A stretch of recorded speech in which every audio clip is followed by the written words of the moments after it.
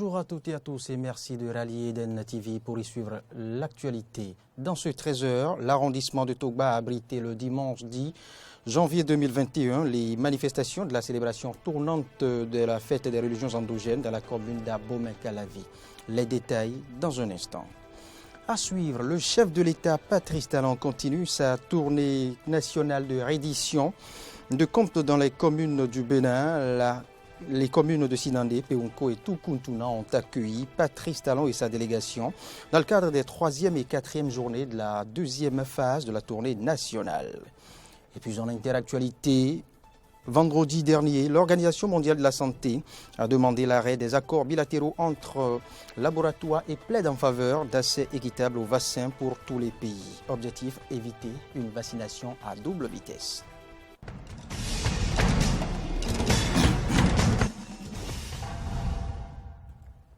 Je vous en parlais en titre. Les dignitaires et adeptes des cultes endogènes ont sacrifié ce dimanche 10 janvier 2021 à la tradition de la célébration des religions endogènes plus connue sous la fête de Vodun à Abomey-Calavi, bien évidemment. C'est l'arrondissement de Togba qui a abrité les manifestations officielles. La présente cérémonie a rassemblé tous les représentants des différentes divinités de la commune d'Abomey-Calavi. Roland Toninkes pour les précisions. Vidaro Ronto, à Ouéga, dans l'arrondissement de Togba, a abrité les manifestations officielles de l'édition 2021 de la fête du Vodun dans la commune d'Abomey-Calavi. Le maire Angelo Arondino et le conseil communal ont donc sacrifié à la tradition en présence des députés de la 6e circonscription électorale. Ce qui nous unit, c'est la culture, c'est le vaudou.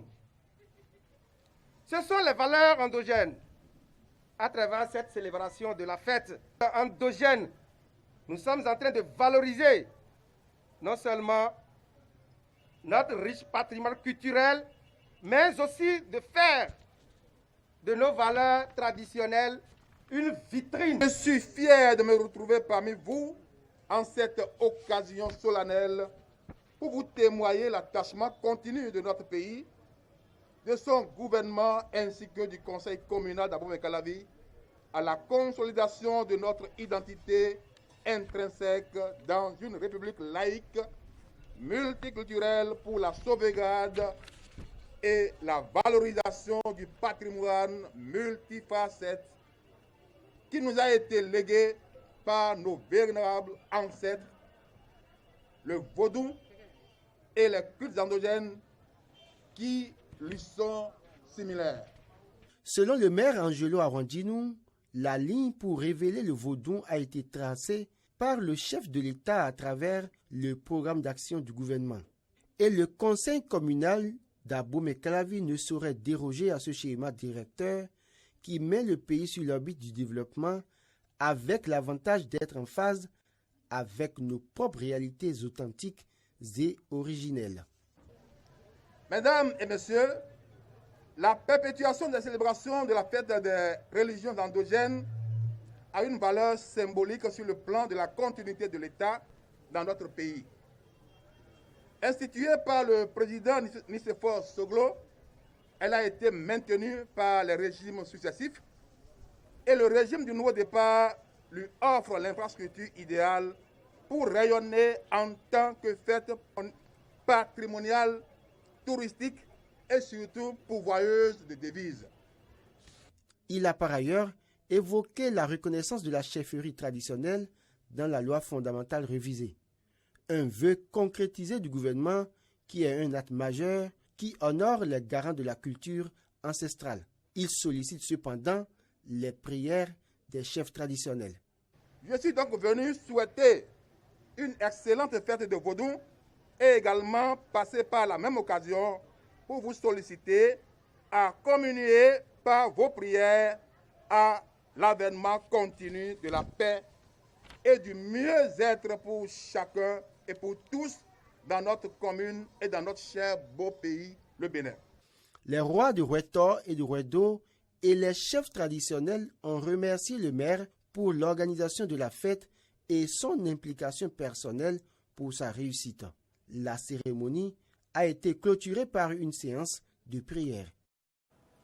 Dans la suite de cette édition d'information, dimanche 10 janvier, jour férié au Bénin et destiné à la célébration des religions endogènes, c'est ce jour symbolique qu'a choisi le chef de l'État Patrice Athanase Guillaume Talon pour tenir sa séance d'évaluation et d'échange direct avec les populations de Tukuntuna. Le samedi déjà, rappelons-le, il était dans les communes de Sinandé et de Peonko. Le point avec Laurent Roland Toninkis. Le président Patrice Talon poursuit sans relâche sa tournée de reddition de comptes dans les communes du Bénin.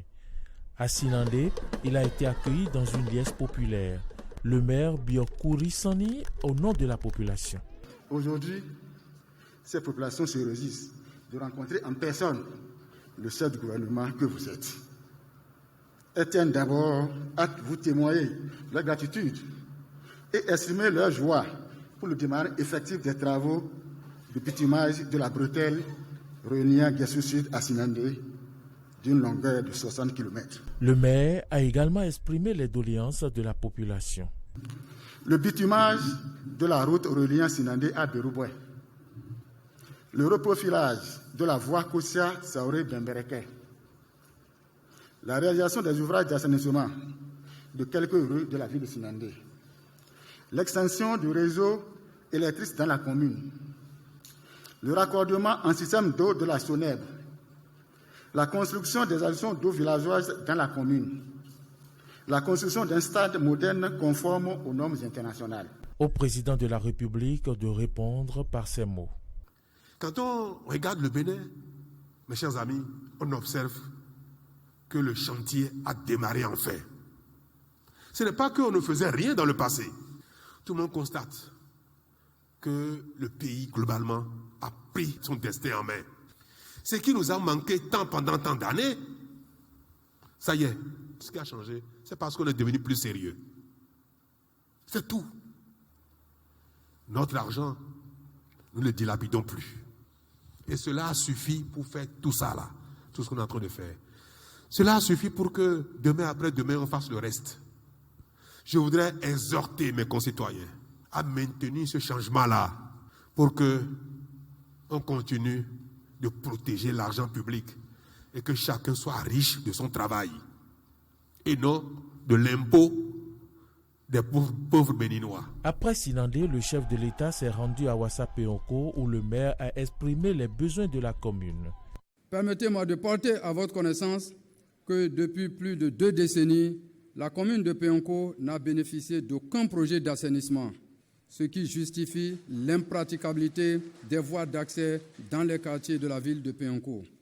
Nous sollicitons de votre autorité la mise en œuvre d'un projet spécial pour l'assainissement de la ville de Peonko, comme c'est le cas dans les grandes villes du Bénin avec le projet asphaltage. En réponse au maire de Ouassa-Peonko, le chef de l'État a rassuré les uns et les autres. Je voudrais vous rassurer, de dire aux uns aux autres, et surtout de vous informer, demander à vos responsables, de vous informer pour connaître l'état d'avancement des dossiers aussi importants pour nous. La route Djougou, Peonko, Kérou, Banikwara est terminée. Je pense que dans 2 ou 3 mois, maximum, les travaux vont démarrer, les entreprises vont commencer à acheminer les engins, vont commencer à installer le chantier. Tukuntuna a également reçu ce 10 janvier le président Patrice Talon. Ce jour qui nous lie, qui nous rappelle notre lien intrinsèque avec nous-mêmes, ce jour du 10 janvier, qui est le symbole même de notre identité. Et comme il n'y a pas de hasard, passer les premières heures de cette journée sur la terre de Tukuntuna, terre de grande tradition endogène, est pour moi un signe tout particulier. Merci de m'offrir cette opportunité. Le maire de Tukuntuna a égrené un chapelet de doléances, mais avant, il a rappelé quelques réalisations du programme d'action du gouvernement. Les populations de la commune de Tukuntuna, par ma voix, vous en remercient infiniment. Aussi, me charge-t-elle de vous dire, pour sa meilleure satisfaction, elle sollicite vivement l'aménagement et l'assainissement de l'arrondissement central, le renforcement en enseignant dans nos écoles et collèges, la nécessité de la construction du pont de Tampatou sur le cours d'eau de la Pandjari et celui de Sarka pour desservir la zone Série, la construction d'un stade omnisport. Le chef de l'État a rappelé la mission qui incombe à chaque Béninois. Notre mission est de satisfaire nos besoins d'aujourd'hui et de mettre en place le moyen, le modèle qu'il faut pour que le Bénin continue de satisfaire les besoins des générations successives. Et c'est pour ça que ce que nous avons fait, ce nouveau chemin que nous avons pris, le fait qu'on ait mis le Bénin sur les rails, cette renaissance-là, il faut que ce soit préservé, que ce ne soit pas un feu de paille pour que notre construction, nous en continuons d'en être fiers. Nous devons travailler à préserver ça, à renforcer, à consolider, à rendre ça définitif. La délégation du président de la République, Patrice Talon, poursuit sa tournée vers d'autres communes du Bénin où elle est attendue par les populations. Et vous l'auriez constaté de vous-même, c'est bel et bien un reportage de Arnaud Morille-Agoua. L'actualité hors du Bénin maintenant, restrictions sanitaires obligent, les salles de spectacle n'ouvriront pas avant le mois de février prochain en France. Mais la ministre de la Culture s'emploie et se dit prête à s'appuyer sur les études scientifiques pour autoriser l'ouverture des salles. Par contre, en Espagne, un conseil test s'est montré concluant grâce à un protocole sanitaire bien strict. Test de dépistage et des masques de type précis exigés. Aucun volontaire n'a été testé positif au coronavirus. Le monde du spectacle en France espère franchir cette étape en s'appuyant sur ce modèle européen. Bonne voie en tout cas, puisque plusieurs syndicats de producteurs prévoient des spectacles tests sur les mêmes modèles que Leipzig et Barcelone. Une mobilisation du monde du spectacle pour sortir la tête de l'eau. Alors, dès le mois prochain, en février, un one-man show devrait se tenir à La Cigale, salle réputée parisienne avec une capacité de 900 personnes. 2 autres concerts de 2000 spectateurs cobayes sont à l'étude également à Marseille. L'objectif est de redonner vie aux salles de spectacle à l'arrêt depuis mars 2020, puisque Jean Castex a promis de faire un point sur la situation dès le 20 janvier, mais a aucunement indiqué la possible réouverture de ces salles de spectacle. Du côté de Roselyne Bachelot, eh bien, elle se dit intéressée par ces expériences. Écoutez. Je trouve ces expériences tout à fait intéressantes et je les suis avec un grand intérêt. Ce que je trouve intéressant, c'est la façon dont ça s'est déroulé. Tous les spectateurs ont été testés négatifs avant de rentrer dans la salle. C'est de ça dont nous discutons avec les acteurs du spectacle vivant, de la logistique à mettre en place. Est-ce que cela amènerait à labelliser des salles qui seraient pandémie compatibles et d'autres qui ne le seraient pas? C'est la question. Un problème de déséquilibre entre les salles pourrait venir effectivement se poser, mais l'espoir est bel et bien permis. Et pour cela, l'exemple espagnol est le modèle sur lequel les salles françaises devraient s'appuyer pour ces futures expériences. Dans le concret, ce que l'on pourrait voir arriver en France, c'est tout d'abord un protocole sanitaire extrêmement strict mis en place pour éviter d'éventuelles nouvelles contaminations. On se souvient qu'à Barcelone, c'est un peu moins de 500 personnes qui se sont rendues à un concert organisé dans une salle d'une capacité de 900 places. Hormis les tests demandés en amont et le port obligatoire du masque FFP2, l'autre mesure du protocole, c'est l'optimisation de la ventilation de la salle et la surveillance de la température ambiante. Lors de l'expérience barcelonaise, 8 jours après, aucun spectateur n'a été testé positif au coronavirus. En tout cas, si ce procédé s'avère concluant, eh bien, ces modèles seront utiles pour tout autre type de rassemblement, tels que des congrès, des cours de fac ou bien encore des matchs de foot. Et dès le mois d'avril prochain, on pourrait mettre en perspective plusieurs études européennes afin de pouvoir voir la lumière au bout du tunnel pour ces secteurs particulièrement touchés depuis le début de l'épidémie. Mais parlons encore de santé. On en vient à cet appel de l'OMS vendredi dernier. L'Organisation mondiale de la santé demande l'arrêt des accords bilatéraux entre laboratoires et États et elle plaide pour ce faire, bien évidemment en faveur d'accès équitable aux vaccins pour tous les pays. L'objectif, vous le savez, c'est d'éviter une vaccination à double vitesse. Pour plus de solidarité dans la distribution des vaccins, l'OMS et l'Alliance pour les vaccins ont mis en place le COVAX, un mécanisme permettant d'acquérir des doses pour les redistribuer aux pays les plus pauvres. Alors que la compétition fait rage pour obtenir des vaccins, les plus riches sont ceux qui s'en sortent le mieux.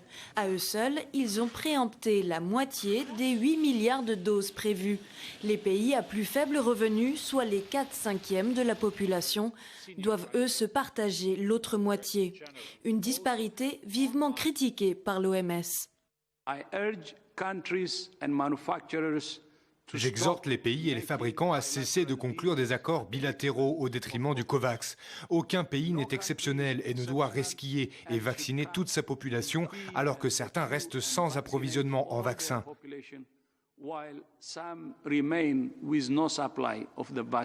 Cet appel intervient alors que l'Union européenne a doublé cette semaine ses précommandes du vaccin Pfizer-BioNTech. L'UE, qui avec les États-Unis, le Canada, le Royaume-Uni et l'Inde, fait partie de ceux qui ont acheté le plus de doses. Des accords tous azimuts qui ont eu pour conséquence de faire grimper les prix, rendant le vaccin encore plus inaccessible aux pays pauvres. Le COVAX permettrait de mutualiser les achats de doses et de les redistribuer dans l'unique cadre de ce mécanisme, faisant ainsi du vaccin un bien public mondial. Le nationalisme vaccinal nous fait du mal à tous et est voué à l'échec. Mais d'un autre côté, la vaccination équitable sauve des vies, stabilise les systèmes de santé et conduirait à une véritable reprise économique mondiale qui stimulerait la création d'emplois. Vacciner équitablement les populations pour lutter contre le virus sans aggraver les inégalités, c'est là l'autre défi de cette pandémie. Eh bien, changeons juste d'état et continuons à parler encore de la Covid-19. L'Israël est champion du monde de la vaccination en seulement 3 semaines. Les 3 cas des plus de 60 ans ont déjà reçu une première dose et depuis ce week-end, bien évidemment, les injections des secondes doses ont débuté. L'État hébreu a notamment déployé un réseau très dense de centres pour immuniser en un temps record toute la population israélienne. Reportage. De l'aéroport Ben Gurion arrivent des centaines de milliers de nouvelles doses du vaccin Pfizer-BioNTech.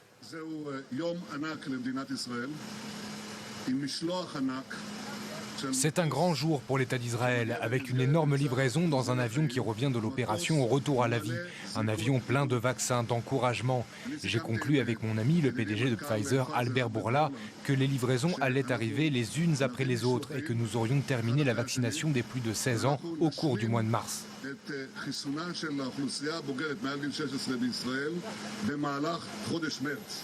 En effet, cet avion n'est pas le premier à apporter des doses du vaccin contre le Covid-19. Déjà 72% des plus de 60 ans ont été vaccinés et dès cette semaine, ce sera le tour des 50 à 60 ans. Pour expliquer le succès de cette campagne de vaccination, il y a tout d'abord l'anticipation. Dans la course au vaccin, Israël a toujours été en pole position. Dès le mois de juin, l'État hébreu commandait déjà des vaccins à Moderna. Un contrat au prix fort selon les médias locaux.